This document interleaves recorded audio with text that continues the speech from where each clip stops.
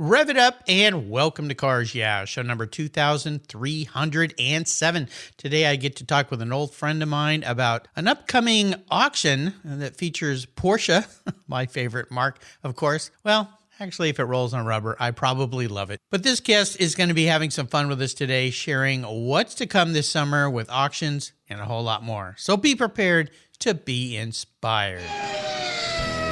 This is Cars Yeah, where you'll enjoy interviews with inspiring automotive enthusiasts. Mark Green is here to provide you with a fuel injection of automotive inspiration. So get in, sit down, buckle up, and get ready for a wild ride here on Cars Yeah.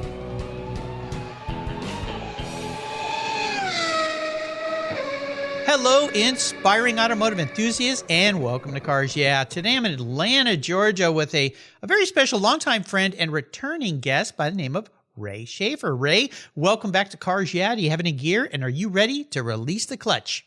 Absolutely, Mark. Great to be back with you.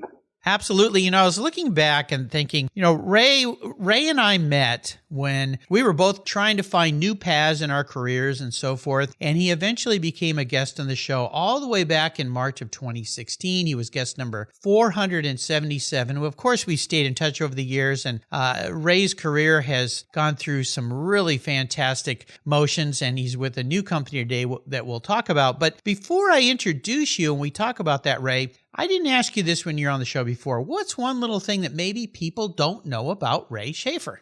Gosh, well, you know, I have varied interests, and when it comes to cars in particular, which people probably know me for best, they think of me first and foremost as a Porsche guy. But the fact is, I love all cars, and I have a great background with some domestic cars as well that might surprise some people. So, yeah, that's probably, in the automotive realm, that's probably one of the biggest things that people don't realize about me, is that I actually do have interest outside of Porsche and yet still in the automotive world. You know, I have a saying, and I've said it many times in this show, if it rolls on rubber, I probably love it.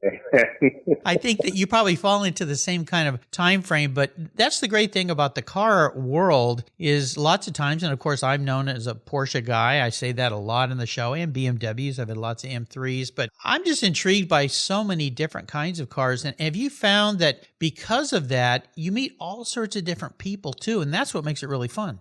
Oh, absolutely. I mean, I probably wouldn't even been involved in doing the work that I do or have done in the last 25 years around the Porsche brand if it weren't for a Lotus newsletter that I was writing for that actually gave me the open door to meet Bob Aiken, who really kind of helped get me into the business side of Porsche. Wow. Now there's a name. Holy cow. Yeah. Well, there's opportunities all over the place, and you're doing something new now with a relatively new group that is so spectacular. It's kind of like a homecoming for me of Cars Yeah alumni, because so many people that are part of this group have been guests on the show. So let me give you an introduction. Ray Shaffer is a car specialist and ambassador for RAD-era and Hagerty Marketplace. He's a Porsche personality and expert on the marque with 32 plus years of experience in the automotive and motorsports profession. Before joining RAD-era Group, Ray spent 7 years at Porsche Cars North America at their Porsche Experience Center in Atlanta, where he served as a manager for Porsche Classic Market Development and a Heritage Gallery Curator. And I'll tell you, listeners, Ray was kind enough to let me come and visit. Unfortunately, he was out of town on business, so one of his colleagues gave me a private tour. That was a day I'll never forget. Ray has been pioneering industry-leading ideas throughout his career, launching an early YouTube channel at Brumo's Porsche, where he worked for 17 plus years, culminating as a general manager there. Now, there's another iconic brand. Ray was drawn to cars from a young age, working in a detailing department of a local Pittsburgh dealership, and then worked his way up through sales. He's a racer, starting in Sprint Karts, and today races a RAD-era factory-built Porsche 944 Turbo Cup car. Ray, you know how to have some fun. Now, before we get started, a little word from our sponsors, so give them a little love. They keep the petrol in the tanks here, and we'll be right back. Years ago, when it was time to renew my collector car insurance policy, my carrier's rates went up. Way up, but my usage was the same and I never made a claim. I didn't even have a ticket. So what's with that? So I turned to American Collectors Insurance. Has your collector car insurance recently raised your rates for no good reason? Tired of paying an annual membership fee? Then it's time to look around and call American Collectors Insurance. I shopped around, I asked friends for recommendations, and found a winner that I can trust. And boy, I'm glad I did. I saved hundreds of dollars every year and slept better at night knowing my baby was properly insured. American Collectors Insurance have been protecting vehicles since 1976. They provided me with an agreed value insurance policy backed by their history of taking great care of their clients. What could be better than that? So give them a call and ask for a quote today. 866-ACI-YEAH. That's 866-224-9324. And protect the ones you love like I did with American Collectors Insurance. Classic car insurance designed by collectors for collectors. For several years now, you've heard me talk about Linkage Magazine. I've been a subscriber since the start. Their talented and creative team brings you a spectacular publication and website that shares the automotive passion from a worldwide perspective. Linkage is about driving, restoring, collecting, and first-hand experience at collector car auctions and more. They bring you real-world values plus rational, experienced opinions on the current markets. They cover the automotive world and the people who share our passions. And Linkage Magazine has grown, mailing you 6 issues annually. Join me on this journey with Linkage. They're geared for the automotive life. You can subscribe at linkagemag.com. So, Ray, we are back. So here's where I want to go. I want you to give us just kind of a brief history walking through your car profession, because as I said, I met you when you were just had left Brumos, I believe, and then you ended up at Porsche, and now you're with RAD-era. But kind of walk us through that history a little bit, and then I want to talk about RAD-era Group, the auctions, what's coming up this year that everybody should attend, and I think a whole lot more. So let's take a little journey back first, okay? Thanks, Mark. I appreciate that. Yeah, absolutely. I mean, you know, going back to being a child and growing up and kind of getting into the working years in high school, I worked at a detail department at a car dealership, and I kind of thought that my direction, like a lot of aspiring car people, was that you had to get your hands into the engine compartment and what have you. But I quickly learned that I really didn't have the hands or the God-given talent for that.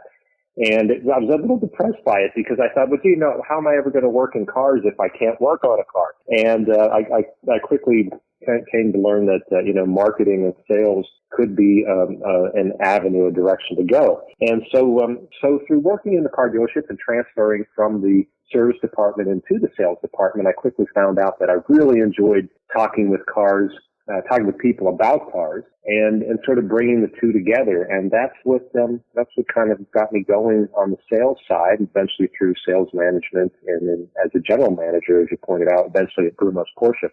From that point, when it was time to move on from Brumos and the franchise was going to be sold, that's when I ended up on the wholesale side of it. So I kind of went from the retail aspect into Porsche Cars North America, which is the importer officially for Porsche in the United States and North America, and kind of got on the wholesale side of it. I brought that retail experience and background into the space that was the new Porsche Experience Center Atlanta, helping with the service side of the cars that were run there, as well as the new vehicle delivery program, launching that, and as you pointed out, curator of the Heritage Gallery, which is like a showroom in a way. So we kind of did everything there that was in my background except sell cars directly, because that's what the authorized Porsche dealer network is for. So the Porsche Experience Center Atlanta was just a support for that, if you would. And so kind of was a perfect fit, and I really enjoyed the time there. The classic business during that time period really took off, and Porsche from Germany and North America could see the need to serve their customers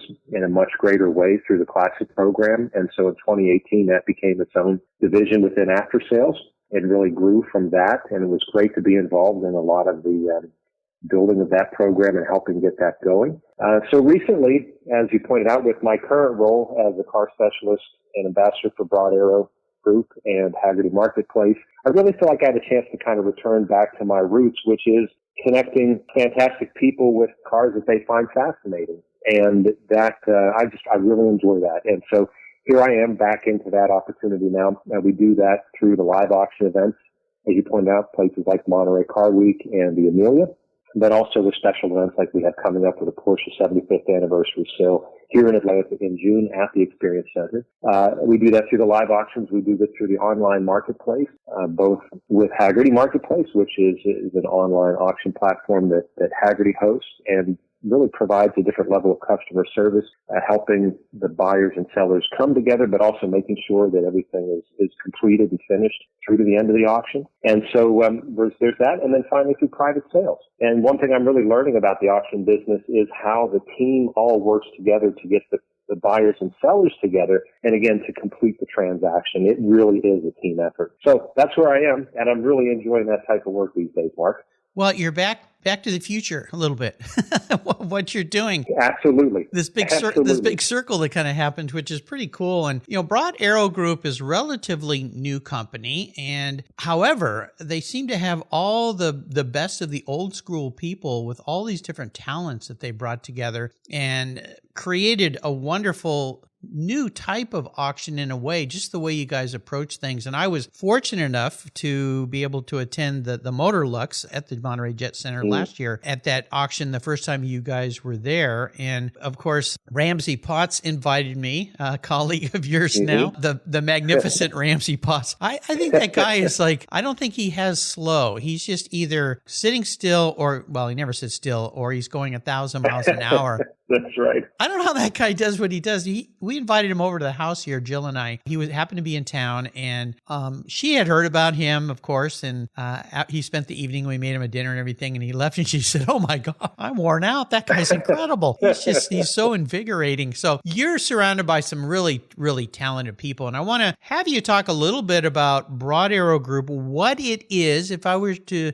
ask you to describe this new brand, and I say new, but it's been around now for 2 years, is it? 3 years? Yeah, absolutely. It's as you pointed out, last year was the first event for them at the Monterey Jet Center, what Hagerty now has as Motor Lux, to kick off the car week there for them, if you will. And yeah, Broad Arrow, was founded by, as you pointed out, a group of industry veterans who have that passion for cars and a shared vision for, bringing a new level of simplicity, really, and transparency to the whole industry. And so I'm really excited to be a part of that, because I know a lot of those people individually, from McKeel Hagerty to Ken On, the president of the company. I've known them for quite some time. I've admired them. And as you pointed out, my friend Ramsey Potts, who he's now my colleague. We go back 34, 35 years to when we were both right out of school and racing go-karts. Well, wait a minute. I didn't know you guys knew each other for that. Really? I didn't know that. Yeah. Wow. Yeah, see, and it's kind of funny, Mark, because recently, as I've left Porsche Cars North America and gone to Broad Arrow Group and Hagerty, that my family back at Porsche are still very much my family. I was there for the grand opening. We talk constantly, and we're involved in ongoing projects. And so I in a way, feel like I've never actually left Porsche, just kind of working at it from a different direction. But whenever we're together there, like we were at the grand opening, Ramsey likes to tell all my Porsche colleagues that, how great a salesman he is, that he stole me away from Porsche. And I like to remind him that he's been working on it for 34 years. Yeah, it took a little while. Oh my gosh, that's incredible. Well, one of the things that you guys started the year with was Amelia, and the fact that you guys had sales that topped $31 million. So out of the box there, nice start to the year, right? It was a great start to the year. That was the first time that the Broad Arrow hosted the auction right there in the Ritz-Carlton, and they did a great job with it. The collection of cars that was there was amazing. I think they set 4 new world records during that sale, from the starting with the McLaren P1 that they had. So it was a great selection. And again, it really, as someone who was coming into that angle of the business, what I got to experience there was just amazing. The level of teamwork and what everybody there does during the course of those, Thursday through Saturday auction at a place like Amelia, it's really eye-opening, because like you, I've gone to these events for years at Pebble Beach and Amelia and other places, and seen these collector car auctions, and just really enjoyed them as an enthusiast. So to be on the inside of it for the first time and just see how hard everybody works at it as a team again was fascinating. And there's so much energy around it. You really see where a guy like Ramsey Potts fits into it beautifully.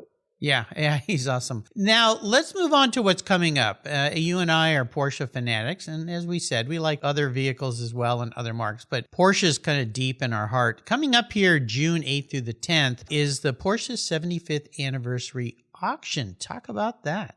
Yeah, that's exciting. That's exciting, Mark. It is the 75th anniversary for Porsche, and the actual date that Porsche considers the anniversary of the founding of the company has to do with when Porsche number 1 was registered for road use. And that falls right over the June 8th through the 10th dates that we have set at the PEC. So it's actually going to be quite a celebration that weekend. The centerpiece of it, of course, is going to be the auction of 75 Porsches for 75 years. Wow. And we're working now to fill out that catalog. But, we did this for the 70th anniversary 5 years ago, and it was just so much fun. We did it in October. It was sort of the end of that anniversary year, about a month after Rennsport. And so this time around, we've kind of shifted things and are doing it before not only Rennsport, but Monterey. And so this way, if somebody wants to be a part of all that and they don't already have the Porsche that they want, or perhaps the Porsche of their dreams, they have a chance to come to Atlanta and bid on it live, or they can do it during the live stream on the website, or even phone in and bid on one of the great cars that we're going to have there available. Is there, and this is a tough question, but I think you can answer it. Is there one car that you know of so far that's going to be at that event that you would just love to have parked in your garage? Well, yes, there's already several cars. Of course. Number one, yeah. So because one of them is parked in my garage in a way, but so I'll explain. So the first car that would answer that question would be the Porsche Classic Club Coupe. It's a one-off factory Sonderwunsch program car that Porsche Classic did in conjunction with the Porsche Club of America. And the question from the Porsche Club of America was, what if there would have been a predecessor to the Sport Classic 997 that was never imported to this country, but was just a beautiful limited production car? And so Porsche Classic decided to help illustrate what the Sonderwunsch program can do for customers by saying, let's answer that question. Let's take a 996 and through the design department, through the engineering department, let's build a car that can show the world that. And so they did this program together. They built this absolutely beautiful, starting with a 1999 911 Carrera Coupe, and they built it into the Classic Club Coupe, which not only features design items like the iconic ducktail spoiler fashioned in a new way, but the driveline has been upgraded to include that of the 996 GT3, along with the suspension and braking system. Nice. And the extent to which Porsche went to build this car, they actually had a test wheel for it to test the aerodynamics and the engine fitment and everything in the car. And I mean, how many one-offs do you know that have its own test wheel? No. And so this car will be offered at no reserve at the 75th anniversary auction in June. So without question, I would love to park that car in my garage. The other car that's there that kind of already is one of the 38 944 Turbo Cups that was built for the Canadian Rothman series. We have an example that was earmarked for that series, but was never actually raced in it. Instead, it went on to very limited road use, and the car presents itself almost as new, and it's absolutely beautiful. That also is going to be offered at no reserve at the Porsche anniversary sale. So lots of great cars coming, but those are two that really stand out to me as of today. Well, and of course, you're racing a 944 Turbo Cup car, right? I am. Tell me about this car. Well, last fall, thanks to my friend Ramsey and Colin Doherty, I had an opportunity to consider acquiring one of these 38 cars that we're talking about. And, I had never thought that I would be the kind of person that would own a race car, because I'm not likely going to own a truck and a trailer and sort of like be able to do all the work myself. Again, I'm not that mechanical of a guy. And, but when I started to think about how I could change from basically take one hobby, which I had, which was sort of being the car collector, going to car shows with my 964 Turbo, and take that and transition from sort of that angle of the hobby into what I also love doing is going to racetracks on the weekend and spending time there with my friends and getting out on track. So I feel like by selling the 964 Turbo and taking the funds from that and acquiring the 944 Turbo Cup and then going racing with it, I really feel like I just transitioned the money from one pocket to the other. It's a different hobby altogether. So it just goes to show you that there's a lot of ways to access your enthusiasm and having fun with cars.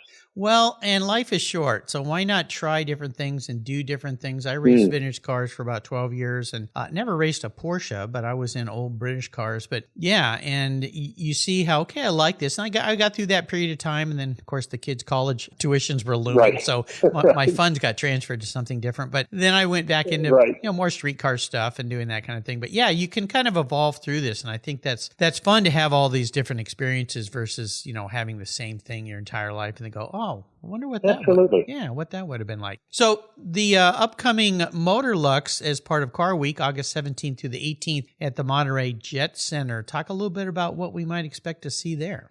Well, I'm looking forward to that event myself because that will be my first. Last year on Thursday, I was hosting an event for Porsche at the Porsche Zentrum in downtown Monterey. By the way, that was very cool. I got to go over there and see Ray over there. And what you guys put together was in fact, I'll tell you something. Sitting here right now on my desk is a little coaster for my glass of water that looks like a miniature cowhide with a Porsche crest that was kind of part of that experience. Remember that little press over there?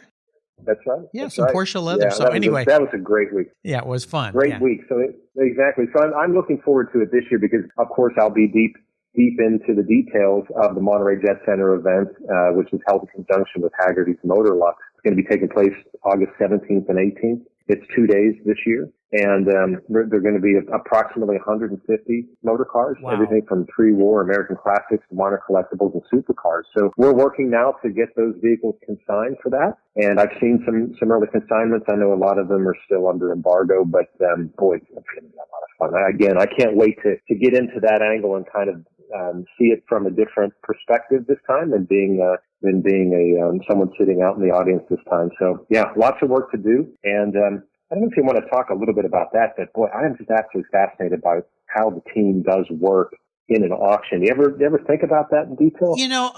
Well, no, because it's too overwhelming. I'm just there to have fun.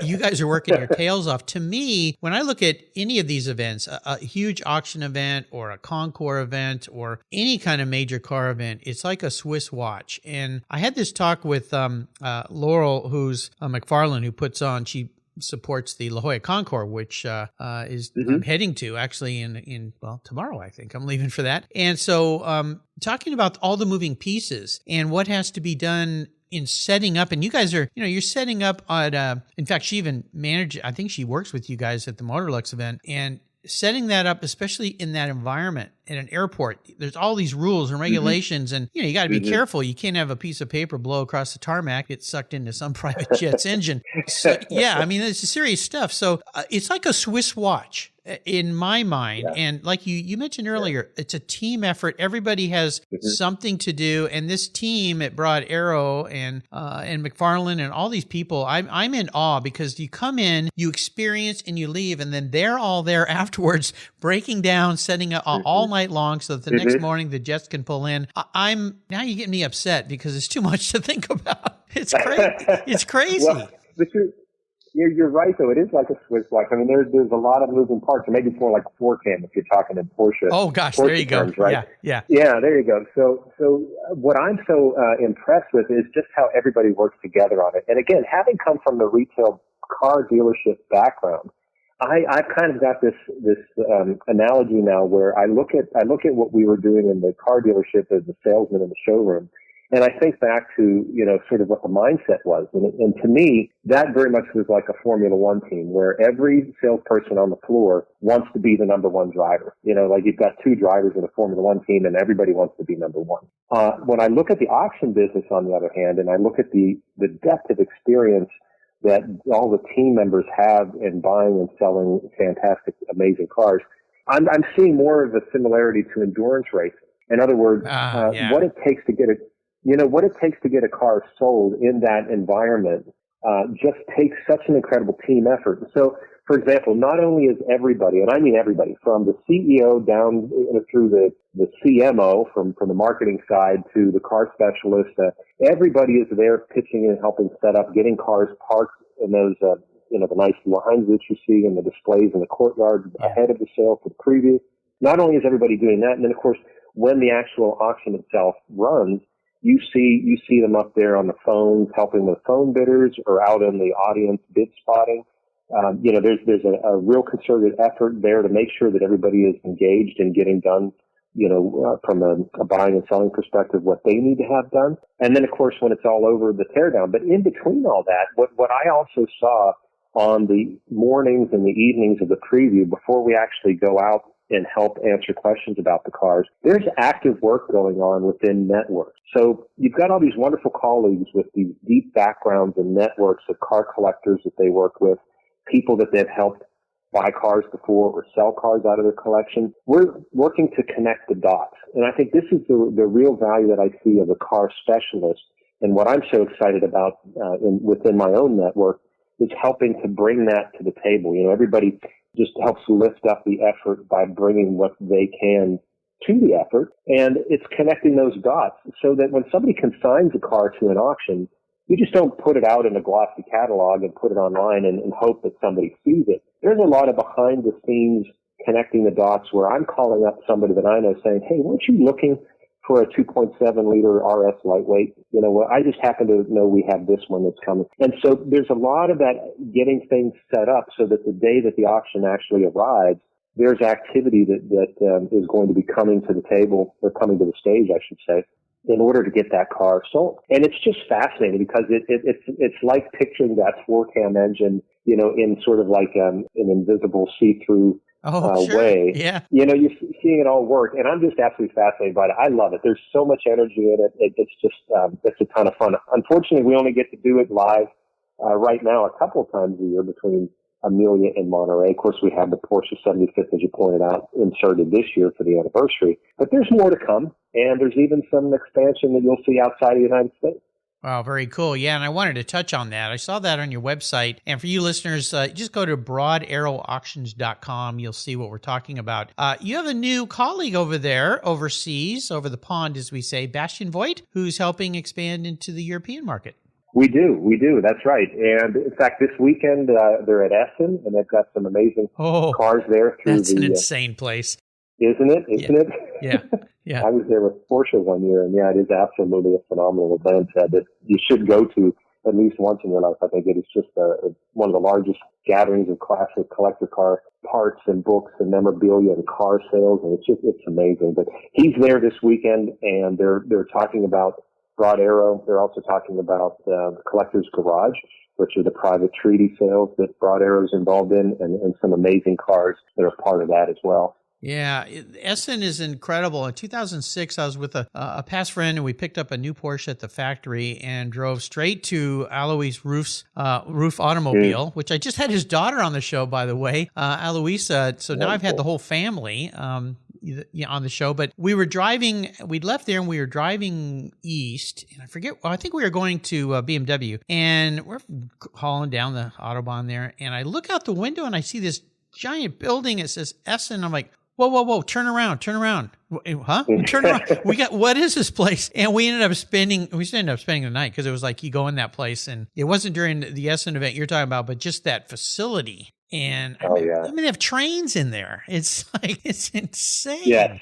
Yeah, I was so lucky I happened to be looking that way and not looking down at the map in my lap. This was before GPS, the old days of paper maps to try to get around Europe. But that was a really fun thing. You work with some incredible people. Your team and colleagues that you've had in your career have to be the inspiration for you. But we do talk about challenges. And I'll have to ask you this. Let's see, as you've gotten into this new transition of this new part of your career, and my hat's off to you for taking the bold venture, although going with this group, how unsafe could it be? But still, it's a change, which is difficult. What would you say has been the biggest challenge for you in this transition going into RAD-era?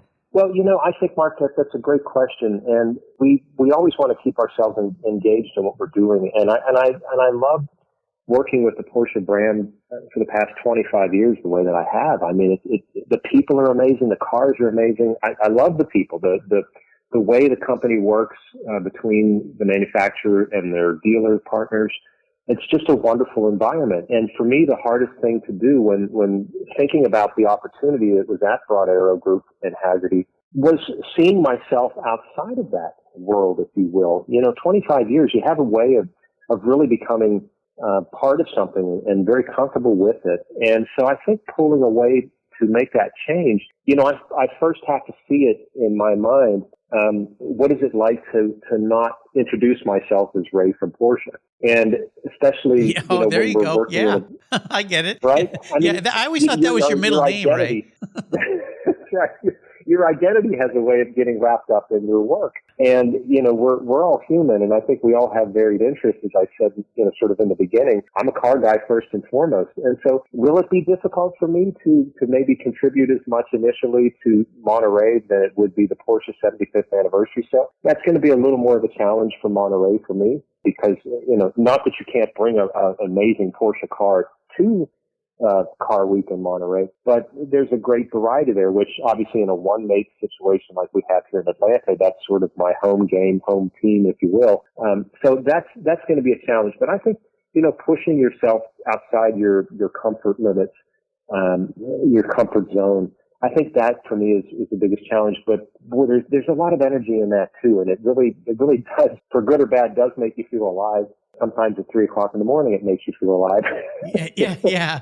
But it's great. I mean, again, you couldn't ask for a better team. I've been blessed both on the Porsche side and now with my colleagues at RAD-era and Hagerty. Just great, supportive, enthusiastic people, and the team is everything. There's some great sayings, and over the years, I've created memes out of them that I've used on my social media. One of is, create a career you don't need a vacation from. And I think of things like what I do and you do and so many of my guests here that we go off and, we work these events and things, but you think, wow, I would go here on vacation. This is where, That's right. It's nice to go lay on a beach, but after a few days, it gets a little boring. But you think about a Rennsport event or Motorlux or Car Week or any of the things, or going to the Porsche Experience Center. That sounds like a good vacation to me. Maybe not for my wife, but for me, it's, she's like, we're going where? What? Oh, don't worry, dear. Isn't that why Monterey? Yeah. That's why Monterey's so popular, I think, all the time, because it's a little easier to convince your other half that we should go to this. Yeah. I have another great saying that I thought of while you were describing this, and this was coined by a friend of mine locally here by the name of David Sweet. And here's how it goes. It applies to change. To make the decision to call forth change in your life, your thoughts and your consciousness, that is the edge of courage. Nice, huh? That's very strong. Yeah. Very, absolutely. Very, very cool. Well, we already talked a little bit about if you could pick a car out of this upcoming 75th anniversary auction. Of course, you couldn't pick one. You picked two. So I'm going to jump to a question that I did not ask you when you were on the show before. Since that first appearance here on Cars Yeah, I've acquired a car psychologist doctorate degree. I even have it hanging on the wall. Now, I made it out of Photoshop, so it's kind of not real, but we'll pretend that it is today. If you were reincarnated, excuse the pun, manifest as a vehicle, what would Ray Shaffer be? But more importantly, why? And this isn't what you want to be. This is how you perceive your characteristics in some sort of vehicle. Oh gosh, that's a deep thought. Yes, it is. Yes, it is. I would like to, and maybe this is even somewhat similar to an answer I've given previously on an angle of what car appeals to you and why kind of thing, because I think they're connected. But I do love the Porsche 911. I think there's a functionality about its design. There's an honesty about it, in how it operates, why it operates the way it does, why it looks the way that it does. And in some ways too, the first thought in designing a car with an ideal platform wouldn't be to hang all the weight off the rear axle. And so, in a lot of ways, it's kind of flawed from the beginning, but through work and persistence and evolution, of that idea, they're able to make a great, amazing, iconic car out of it. And not that I'm looking at myself as an icon, I'm not. But what I'm saying is, you are in my eyes, Ray, so don't worry about it. I didn't want it to come out sounding like that, but I think I can relate to that because I think I'm a person. I have a lot of things, not that I'm not perfect, but I continue to work on it and improve. And so I don't know. I connect with the 911 in that way, and I have a feeling a lot of other people do too. Yep. I was interviewed by my son back on show number 300, I believe it was, because he's the one that gave me the idea to do this podcast. And that's similar to how I answered it. And of course, everyone goes, oh, Mark D, always like the 911. But you think about that that specific car all the way back to the 356 through the entire evolution. It really has stayed the same more than probably any other car. I mean, think of the Corvette, but that car evolved and changed, and especially with the new C8, it's a completely different vehicle. It looks like a Ferrari, and I mean a compliment by that. I look at those new ones, I go, whoa. And mid-engine, the Mustang, maybe. I mean, you kind of see this resemblance throughout, but they went through some quirky periods that, I don't know, some people say the 996, 911 did, but still, it's a 911, and it looks the same. So to me, that car, the fact they've been able to pull that off, and keep the engine where it is. I keep saying, okay, 1 year. Well, now it might end up being EV. Oh, let's not go there. But I know things are transitioning, and that kind of is coming, and we'll see where that goes. But yeah, it has been a work. But yeah, I think that's good. And it goes back to the idea of changing careers and evolving and growing and being stronger. And I see, you're very active on social media. You've been really big on, I got to compliment you on your workout routine and what you're doing just physically to yourself. Yeah, you're a bit of inspiration to me. I look at those and I go, oh, I got to get back to the gym here. This guy's becoming a monster in a good way. But I like the answer. That's a good answer to that. How about great reading? Now, you're traveling a lot. You kind of always have been doing a lot of travel, but is there maybe a great book you've picked up that you could share with us?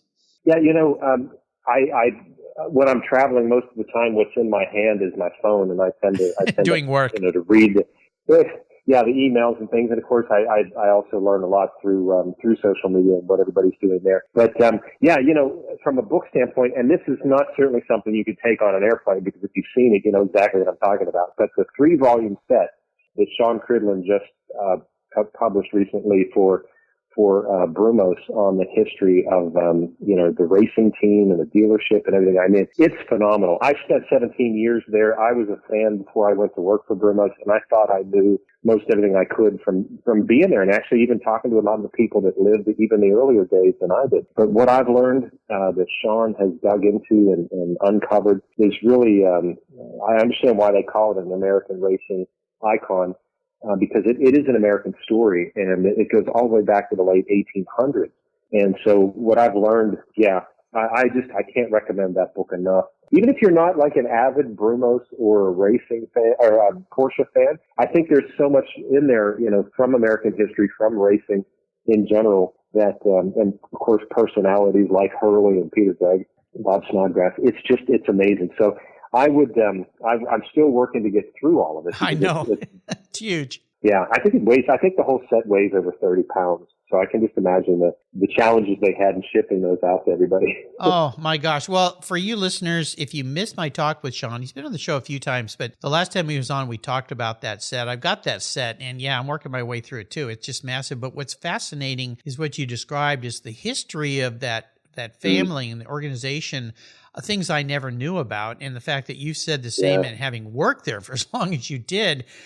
Sean's research is just impeccable, and so it definitely deserves to be on any car enthusiast shelf. I'll put a link to that on Ray's show notes page so you can get your hands on that. What Sean's done there is just mind-boggling. So let's go on the ultimate drive today. I'm an enabler here. Yes.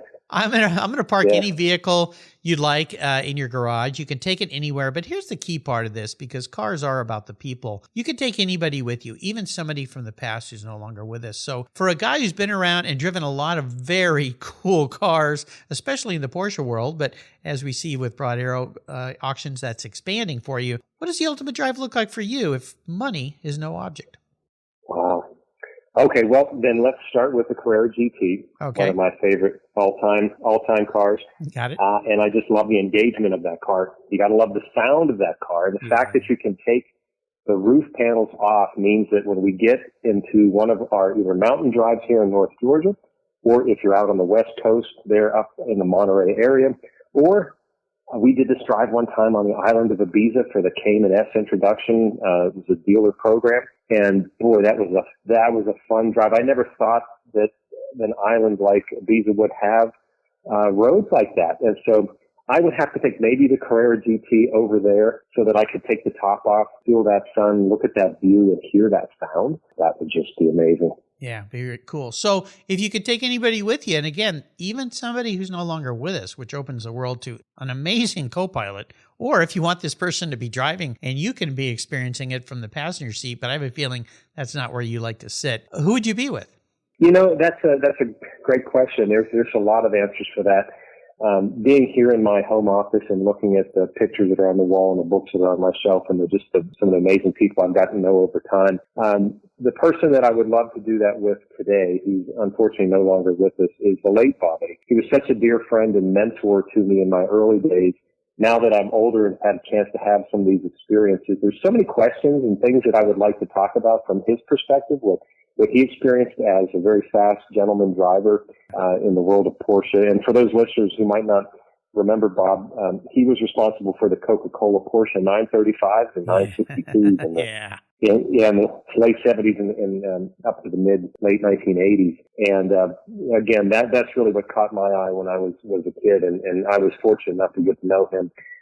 So yeah, as an adult, an older person today, I would just love to do something like that and have the chance really to talk maybe in between the spirited drive part where we would sit there with a cup of coffee and catch up on some things. So, I would love that opportunity today.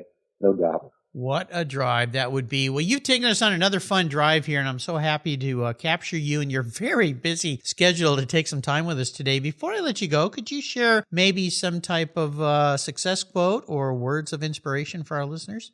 Well, Mark, I really like what you said about getting outside the comfort zone and where you have to push yourself, because that's it. And whether I don't necessarily maybe have it as a quote or as a saying, but when I look at not only career-wise and first following the desire to be involved with automobiles and then working in it and then pushing yourself to always redefine the angle maybe that you do that work from, like I have recently with moving from Porsche to RAD-era Group, but also in the fitness world that you mentioned. My why behind all that was because I didn't want my age to detract from my ability to enjoy the cars, to get out, whether you're racing them or just driving them. I want to be able to get in and out of them. I want to be able to push the clutch down. I want to be able to move the gearbox. And I think as long as we can have the ability to do something about it, then, take that responsibility and make sure that you're in, the right fitness shape in order to be able to enjoy life in general. These are the things you have to push yourself on and to really enjoy your day to day. And that's the focus. Getting outside your comfort zone, push yourself. We're capable of so much. But we just sitting around, hoping and wishing for things isn't how it happens. You've got to go out and make it happen. And so get outside your comfort zone, push yourself. I think that really was what drives me. Well, it's a great analogy to the motorsport world and the automotive world. And of course, we're going through a transition. I mentioned earlier, EVs like we've never seen before, of the automotive world in some ways being forced to change and push themselves way out of their comfort zone. Whether you like the idea or not, it's happening, it's coming. Could be a great thing, could be something that you have to deal with and have to realize, am I going to like this or not? But we shall see in the future. How can people learn more about RAD-era auctions? Well, as you pointed out, we have the website. You can, of course, Google RAD-era auctions and find the website that way. There's more information there. I would also encourage everyone to check out Hagerty online marketplace. It's a great spot for some really fun cars. There's a lot of activity going on there from a quantity standpoint. There's enough cars on there that you can read and digest everything. You're not going to get so overwhelmed by the amount that's there. You can really focus in on what's happening, and they've been doing a great job selling those cars. Their sell-through rate is really high on that. So check out Hagerty Marketplace, and of course, if you're not familiar with Hagerty in the first place, I would say check that out as well, because one of the things I love about working for that company is their mission, which is to save driving. And how can you not love a company that has that as their mission statement, cars and culture, to save that and keep it moving forward. So yeah, there's a lot to learn there, and you can find more information about everything we're doing between RAD-era Group and Hagerty Marketplace. There you go. And if you want to follow Ray, he's got an Instagram page. I'll put a link to that. If you want to be inspired by somebody in the car world, that's a great one to follow because, Ray, you certainly are a great inspiration. You're welcome. This has been great. Well, thanks for stopping in, taking a pit stop with me today. Can't wait to see what's coming this summer with all of your events. Until you and I talk again, I'll see you down the road. Thank you, Mark. It's been great being with you today. I look forward to seeing you, most likely, out of Monterey, but maybe I can talk you into coming to Atlanta in June for the Porsche 75th anniversary auction. Oh, that sounds like fun. Yeah, I think you could. Most definitely. Something to check out for sure. Thanks, my friend. TechForce is a charity of choice here at Cars Yeah. Auto techs are in high demand, but the supply, it's critically short. For every one tech who graduates school, there's 5 jobs waiting for him. Said another way, 4 technician jobs go unfilled for every technician graduate. Lots of young people love cars, but don't know how to turn that passion into their careers. TechForce Foundation shows them through career exploration, technical education, and the workforce development solutions. Join Cars Yeah in supporting TechForce Foundation and its mission to solve the technician shortage by donating at techforce.org today. Thank you so much for joining us on today's ride here at Cars Yeah. Drive on over to carsyeah.com to find show notes and inspiring automotive fun.